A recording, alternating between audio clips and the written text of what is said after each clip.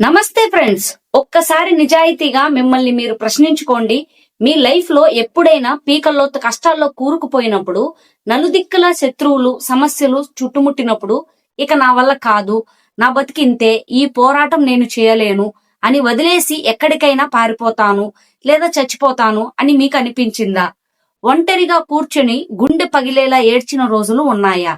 అయితే ఈ కథ ఖచ్చితంగా మీకోసమే. ప్రపంచంలోనే అతిపెద్ద యుద్ధం జరగబోతోంది. 10 మంది కాదు, 100 మంది కాదు, లక్షల మంది సైనికులు కత్తులు పట్టుకుని నిలబడి ఉన్నారు.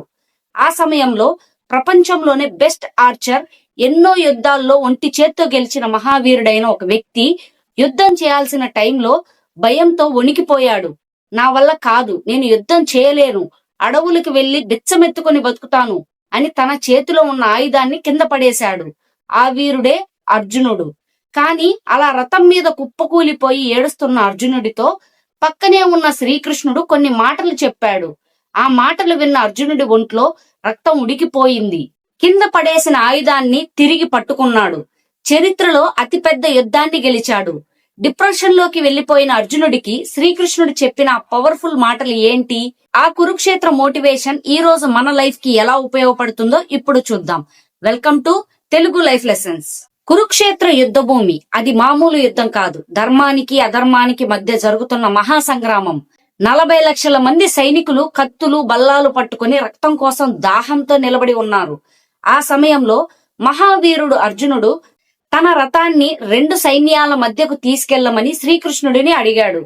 అక్కడికి వెళ్లి చూసేసరికి ఎదురుగా తనని ఎత్తుకుని పెంచిన తాత భీష్ముడు, తనకు విద్య నేర్పిన గురువు ద్రోణాచార్యుడు, తనతో ఆడుకున్న సోదరులు కౌరవులు ఉన్నారు. వాళ్లను చూడగానే అర్జునుడికి బంధుప్రీతి కమ్మేసింది. గుండెల్లో చెప్పలేని భయం మొదలైంది. చేతులు వణికాయి, నోరు ఎండిపోయింది. కృష్ణ, రాజ్యం కోసం నన్ను పెంచిన వాళ్ళని, నా సొంత రక్తాన్ని నేను చంపుకోవాలా? వాళ్ళ శవాల మీద నడుచుకుంటూ వెళ్లి నేను ఏ సుఖాలు అనుభవించలేను. రక్తంతో తడిసిన ఈ సింహాసనం నాకొద్దు. నేను యుద్ధం చేయను. అడవులకు వెళ్లి సన్యాసిలా బతుకుతాను అంటూ తన చేతిలో ఉన్న ప్రపంచంలోని అత్యంత శక్తివంతమైన ఆయుధం గాంధీవాన్ని కింద పడేశాడు. ఆ మహావీరుడు రథం మీద కన్నీళ్లు పెట్టుకుంటూ డిప్రెషన్ లోకి జారుకున్నాడు. అర్జునుడు అలా చిన్న పిల్లవాడిలో ఏడుస్తుంటే జగన్నాటక సూత్రధారి అయిన శ్రీకృష్ణుడు జాలి పడలేదు, అతన్ని బుజ్జగించలేదు, ఓదార్చలేదు. కృష్ణుడికి తెలుసు ఇప్పుడు అర్జునుడికి కావాల్సింది ఓదార్పు కాదు, ఒక చెంపదెబ్బ లాంటి నిజమని. చాలా కోపంగా గంభీరంగా అర్జునుడి కళ్ళల్లోకి సూటిగా చూస్తూ ఇలా అన్నాడు. అర్జున, ఏంటి ఈ పిరికితనం?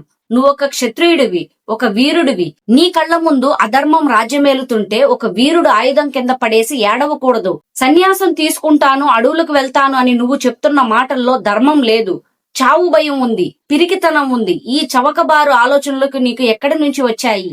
పిరికివాడిలా కన్నీళ్లు కార్చడం ఆపి వెంటనే లేచి నిలబడు, నీ బలహీనతను పక్కన పెట్టు అని ఒక సింహంలా గర్జించాడు. కష్టం వచ్చినప్పుడు పారిపోయి సన్యాసి అవ్వడం కాదు, అది పిరికితనం అని అర్జునుడి చెంప చెల్లుమనిపించేలా చెప్పాడు. అప్పుడు శ్రీకృష్ణుడు కేవలం అర్జునుడికే కాదు, రేపటి ప్రపంచానికి కూడా పనికొచ్చి ఒక గొప్ప మోటివేషన్ ఇచ్చాడు. అదే కర్మణ్యే వాధికారస్తే మా ఫలేషు కదాచన. అంటే నీ కర్తవ్యాన్ని నువ్వు చేసుకుంటూ పో, రిజల్ట్ గురించి ఆలోచించకు అని. అర్జున, ఎవరు చనిపోతారు, ఎవరు బతుకుతారు, యుద్ధంలో నువ్వు గెలుస్తావా ఓడిపోతావా అన్నది నీ చేతుల్లో లేదు. ఒక యోధుడిగా ధర్మం వైపు నిలబడు. యుద్ధం చేయడం మాత్రమే నీ చేతుల్లో ఉంది, అదే నీ బాధ్యత. ఫలితం గురించి రేపు ఏం జరుగుతుందో అన్న భవిష్యత్తు గురించి భయపడితే ఈ రోజు నువ్వు ఏ పని చేయలేవు. నిష్కామ కర్మతో నీ కర్తవ్యాన్ని నువ్వు చేయి, మిగతా భారం నా మీద వేయని ధైర్యం చెప్పాడు. సమస్యను చూసి భయపడడం కాదు, ఆ సమస్యను కళ్ళలోకి చూస్తూ పోరాడటమే మనిషిగా మన మొదటి గెలుపు అని అద్భుతంగా బోధించాడు. శ్రీకృష్ణుడి నోటి నుంచి వచ్చిన ఆ విశ్వరూప వాక్యాలు వినగానే అర్జునుడి మైండ్ లో ఉన్న కన్ఫ్యూజన్, డిప్రెషన్, భయం అన్ని ఒకేసారి కాలి బూడిదైపోయాయి. చచ్చిపోయిన అతని ఆత్మవిశ్వాసం ఉగ్రరూపంతో మళ్లీ నిద్రలేచింది. కళ్లల్లో నీళ్లు పోయి అక్కడ పగబట్టిన అగ్నిజ్వాలలు రగిలాయి. కింద పడేసిన తన గాంధీవాన్ని 2 చేతులతో బలంగా పైకి లేపాడు. నరాల్లో రక్తం ఉరకలేస్తుండగా దేవదత్తం అనే మహాశంఖాన్ని తీసుకొని శత్రువుల గుండెల్లో రైళ్లు పరిగెత్తేలా భయంకరంగా పూరించాడు. ఆ రోజు అర్జునుడు యుద్ధం చేసింది రాజ్యం కోసం కాదు, శ్రీకృష్ణుడు చెప్పిన తన కర్తవ్యం కోసం. ఆ తర్వాత జరిగింది చరిత్ర. పిరికివాడిలా ఏడ్చిన ఆ అర్జునుడు కృష్ణుడి మాటలతో విశ్వ విజేతగా మారి ప్రపంచం గర్వించదగ్గ మహాయోధుడిగా ఆ కురుక్షేత్ర యుద్ధాన్ని ఒంటి చేత్తో శాసించాడు. చూసారా ఫ్రెండ్స్, కురుక్షేత్రం అనేది ఎక్కడో లేదు, మన ప్రతి ఒక్కరి లైఫ్ కూడా ఒక కురుక్షేత్రమే. చదువు, ఉద్యోగం, అప్పులు, కుటుంబ సమస్యలు, అనారోగ్యం ఇవన్నీ మన ముందున్న శత్రువులు.